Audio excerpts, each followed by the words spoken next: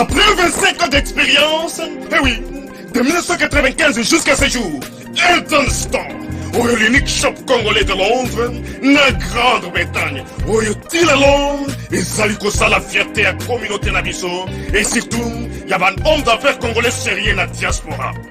Oh yes. C'est créé Elton Store et Zalika Kamoko, le sérieux, à quel na service qui toko na ba client na ye. Avec ma produit na ye, il y a première classe, il y a qualité supérieure. Oh, il y a ma bombe à Elton Store. Oh yes, mon climat bimbe yeba.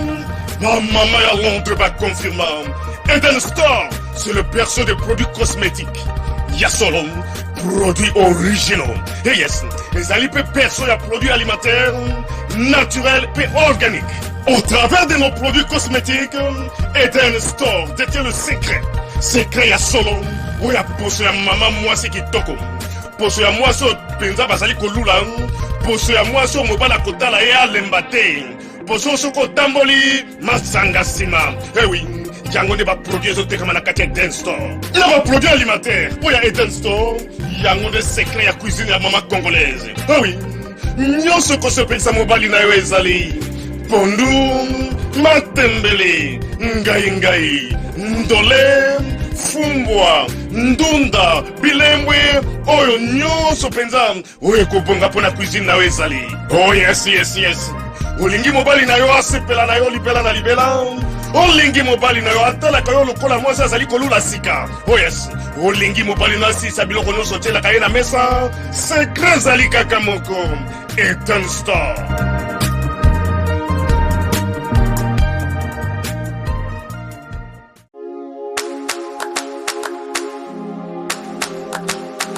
Sindika Bosolo, na Bosolo to mesana koloba mwana mboka Ange Kachila, azabongo mongamba na bino pona koba bino mayema kolekana mboka ya Kongo na Bosolo, tozawa na kosala mosala penza na Bosolo, elongo na bino to kosala penza makambo kitoko pambate, biso ndeba ya bino pe ya biso to sito mesana kibonde kona biso motako kata zate, mwana mboka Ange Kachila mesana bongo kopesa bino basango na ndenge ya Bosolo, basango obolingaka, pena ngonga obosibo mesana na mwana mboka Ange Kachila, ba réaction na bino, makambo na bino, mituna na bino, WhatsApp eza wana pona kobenga, na za wana pona bino pe boza wana pona biso.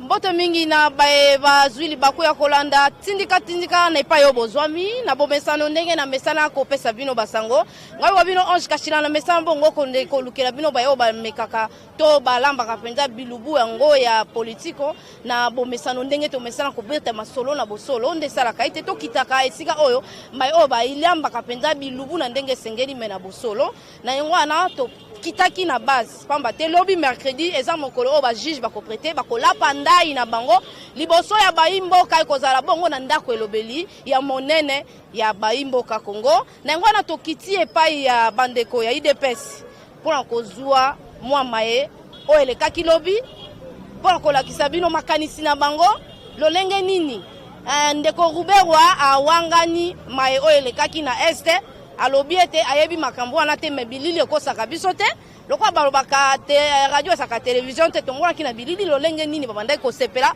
wana pe kozala be maloba ya mwana mboka pamba te yo sio mesana koloba bilubu wana pe olambaka ngo kitoko ya politiko mwana mboka to yambi yo pe to pesi yo mbote mingi mama journaliste na sepeli makasi na kati ya émission na yo. Déjà nazo faire appel ni abatu ba s'abonner massivement et puis le lot reçoit la makambo ebele par rapport ya ba actualité ozo le ka ozo frapper mingi makambo ya prestation ya serment. Déjà na entrée de jeu na pesi mbote makasi na maman na ngai partenaire officiel maman Jackie Makese depuis Paris na France et puis na pesi pe mbote makasi na maman Angèle lettre A maman Angèle lettre A Makengu. Merci beaucoup mingi maman grand pays Washington. Kaka na kati ya musala tokosola lelo mingi na bino poto la sabino ba question ya yo mituna na ngai e mituna ya yo ba réponse na ngai mwana mboka kotala lolenge nini Kongo lelo ezangi balobeli o bakoki kolobela mboka lelo tomonika ba balobaki pona mboka ezaki bato misa toto minei mais tozana bato ebele pola ite kosala musala na ndenge sengeli ndeko Ruberwa akendai kosala musala o batinda kiete tomoni état de droit et comme ko sa pa musala ndenge sengeli pe bazu Ruberwa batie wana pona kotuna mituna kenda ko sala nini mais tomoni ete ndeko awangani alobi ete ezalaki ete eza lokuta pona yo yambaki sango na boni. En tout cas, nakoki koloba boye. Les gens vont savoir que non, le pays était un jungle à l'époque. Pourquoi? Parce que tant on va banni processus plutôt, il y a érection, il y a Bougoumès, il y a Minembo à l'époque, Fachi n'était pas au pouvoir, Fachi n'était pas un ministre, Fachi n'était pas à l'Assemblée. Mais à cette époque-là, Matata Mponyo, Muzitu et tous les classiques du FCC, Bazalaki, pourquoi? Parce qu'en 2008, mon frère, ma sœur journaliste, Tika Mukena, éclairci, Baimbo, Kabato, Bele, Balandarabiso. En 2008, Denis Kaloum est ministre de l'Intérieur. Babandi proposition, il y a ma commune. Pourquoi? Parce qu'il y a une différence entre une commune rurale et puis une commune urbaine. Une commune rurale, les communes ont une agglomération à plus de 20 000 personnes. Maintenant, arrivé en 2013, Matata Mouzitou quitte la primature. Mouzitou a fait la proposition à un décret. Pourquoi? Parce qu'un premier ministre agit par un décret de loi. Matata arrive à la primature. Matata Mponyo a signé un décret. Il y a comme ça Minembo commune rurale. Pourquoi? Parce que Minembo est un territoire à Fizi. Dans le territoire de Fizi, il y a un village mon côté commune rurale comme Minembo. Matata Mponyo Baleki Mbongo. Maintenant, ils ont eu la crainte. Il y a comme martyriser vision. Pourquoi? Parce que Kabila était rwandais. Les gens voulaient dire que non, Kabila. Maintenant, on avait signé déjà un décret. Maman la journaliste. À l'époque, ils ont eu la peur. Il y a comme martyriser. Pourquoi? Parce que Kabila était rwandais. Maintenant, Matata Mponyo. Babandi processus, on a dit en 2018, quand on est tenté de préparer les élections, à l'époque, Tchibala aussi embrasse la primature, Tchibala aussi a signé. C'est pour cela que vous avez vu Franck Diongo est allé déposer une plainte contre Bruno Tchibala, le ministre de l'Intérieur, Arimova, et Roubé ou Rwandais, et puis les autres ministres.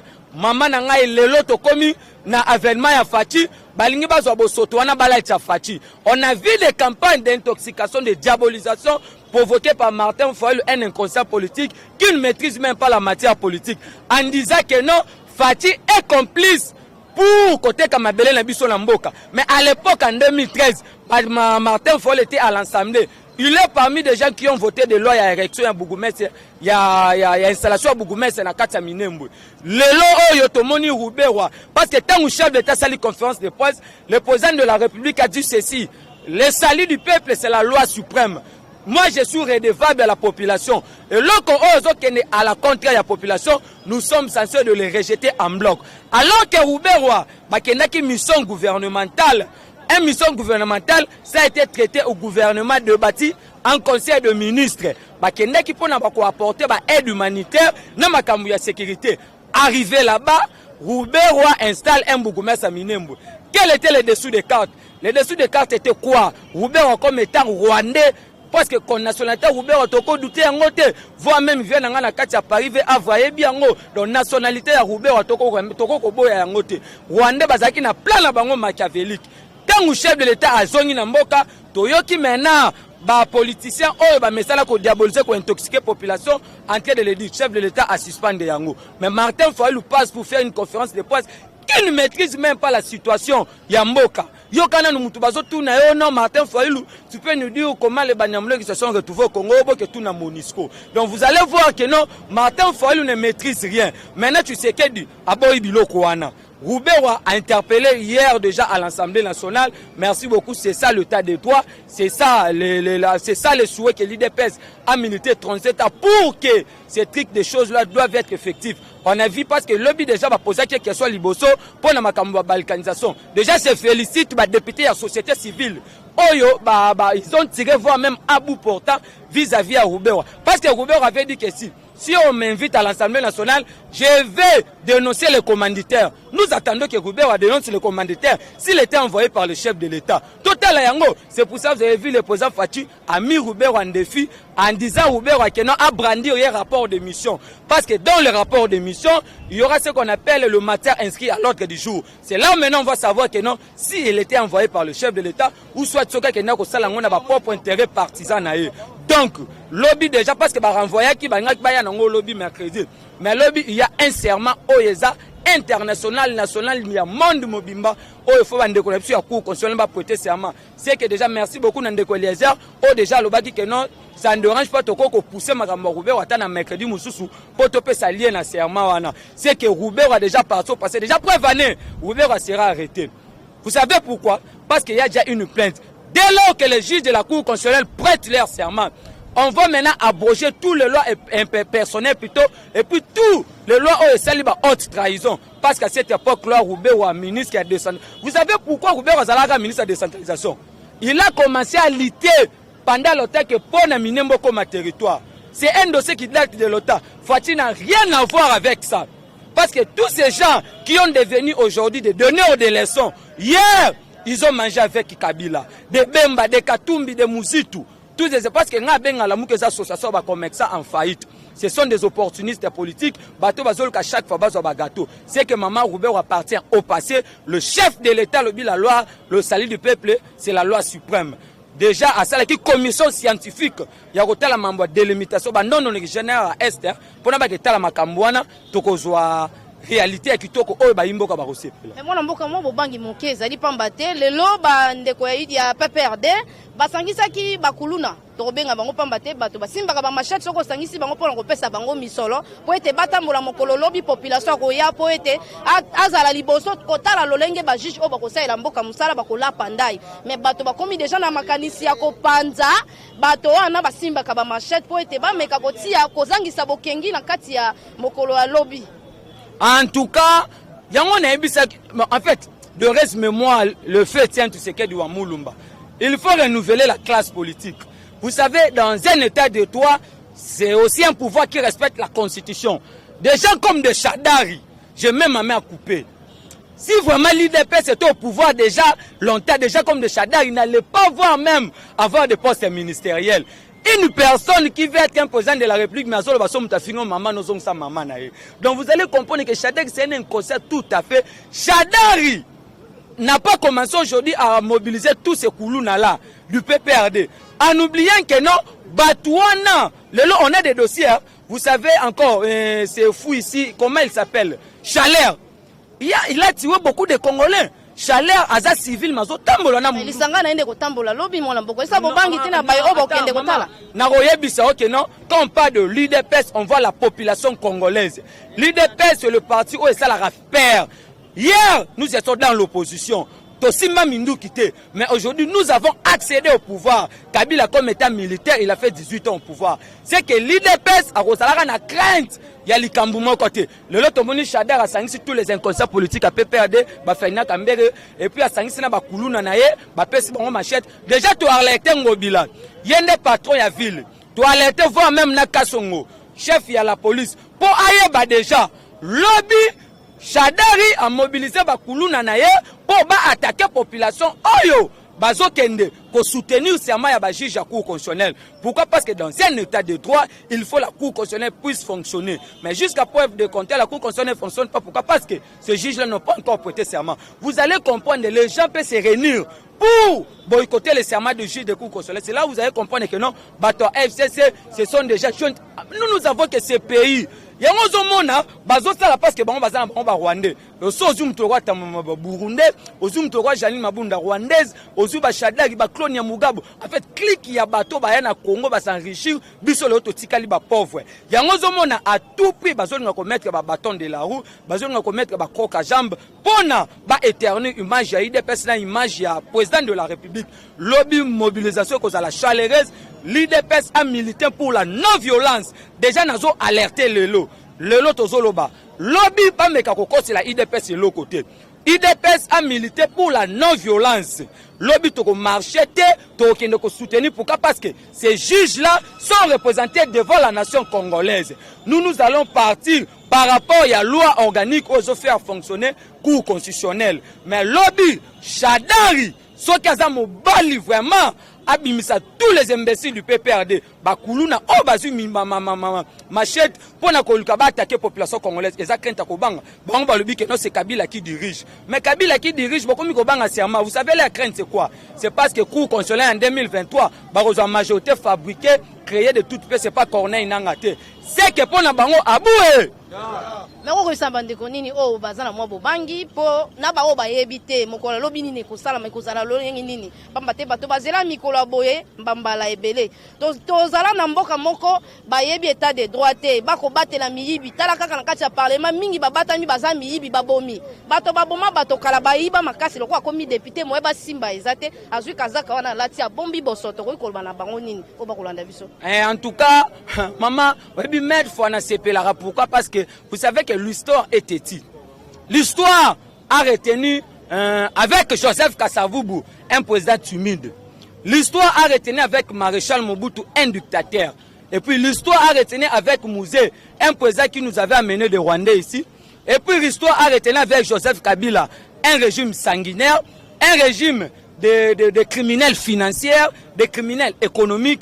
L'histoire a retenu avec Fachi l'avènement d'un état de droit qui est effectif, et puis la gratuité de l'enseignement qui s'applique qui l'obité. Mais le loyo, au moni état de droit est fandi. Bah juge à cour constitutionnel bah prêter serment. Mais à l'époque, quand Kabila voulait aussi ce juge là prêter serment, on ne parce que Kabila avait présidentialisé toutes les institutions du pays, alors que les institutions sont séparées. Tout dépendait à la présidence de la République. Vous pouvez croire que non, Kabila a donné des injonctions, voire même aux juges, il y a un tribunal, il y a une cassation et tout comme ça. Mais aujourd'hui, l'État de... Parce que l'État de droit pour nous, tout est, pour venir Vital Kamerhe, ça n'a pas l'eau, quoi. Mais comme nous, nous senga abima, banda soki asenga lelo alobi, babi misail banda babimi. To tiene tindakisa, lobi bako kanga tambo mama pamba te azaki na lisanga babomi, amanda ko boma bato. Soki tambo mama pa abeli bako zoe babi misail bako ngeno ko soigner libanda, bako ko sera biso l'hôpital moko te pona ba politicien bango bakendaka libanda, mais basali bango pe hôpital na kati yao. Soki moto ayibi, abomi, ete abeli na kati ya boloko, mais bazuye ba soigner ko bimisa ndeko Vital Kamerhe. Et ko koma lokola ndeko Moïse Katumbi te a commis prisonnier politique te. Ah maman, on comprend tous ces caciques, il y a des politiciens. Il n'y a pas de politiciens. Il n'y a qu'un seul, un véritable politicien. C'est l'enfant de Fé Etienne Tshisekedi du Mulumba.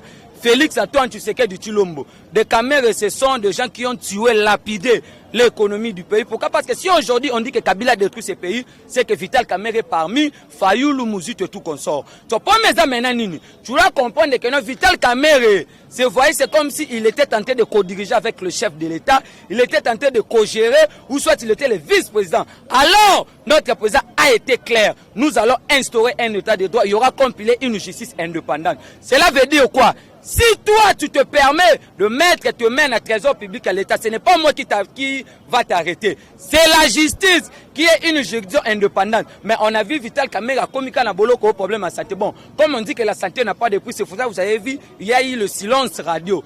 Nazo alerte parce que non, Vital Kamerhe Azalibanda, c'est faux et archi faux. Moi, je suis le communicateur de deux investigations avec les informations bien précises, bien jaugées. Vital Kamerhe Azana Centre Nganda. Mais hier, on a vu ses proches en train de dire que non, sa santé devient de plus en plus préoccupante. À Wana Congo, nous avons tout le matériel capable le plus possible. Il y a Robi qui s'est Vital Kamerhe. Pour venir couronner, il ne fera pas qui va te belé. Mais il y a des gens qui ont le conseiller chef de l'État en matière, il y a stratégie. À qui corona vidé était soigné dans ce pays, guéri aussi. C'est que notre pays a la capacité, il y a que Vital Kamerhe à répondre à nos soins. Le problème c'est quoi? Balingi Vital Kamerhe qui m'a parce que Vital Kamerhe est déjà enterré sur le plan politique.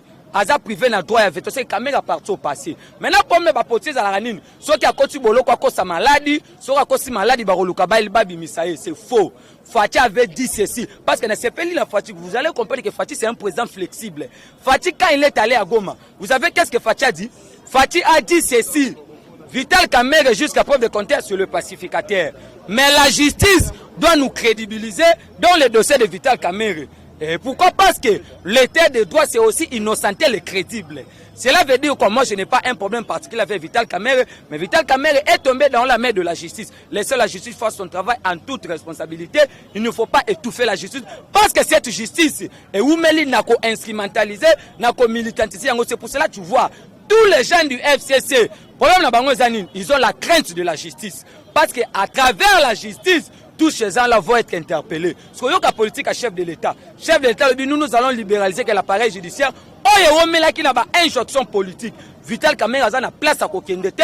Vital Kamera, maman Jeanne na Belgique, tout na kinga que non. Oh, balbi Vital Kamera, Kimi Vital Kamera a kati ya mbok. Kuto la ni ba avocat Jamal te. Oh non, ba lobby, moyen to, ba soigner na centre ngandezalité. Il faut bima, c'est faux et archi faux. Entendons Vital Kamera à se réunir. Moi, santé na cour d'appel parce que ben interjeté appel, on attend les arrêts de l'appel. Il y a on a aux autres qui sont tournés par rapport ya makambu ya état de droit, il faut pas tout indexer moi mukewana parce que l'histoire a retenu qu'avec Fatih, il y a l'instauration d'un état effectif.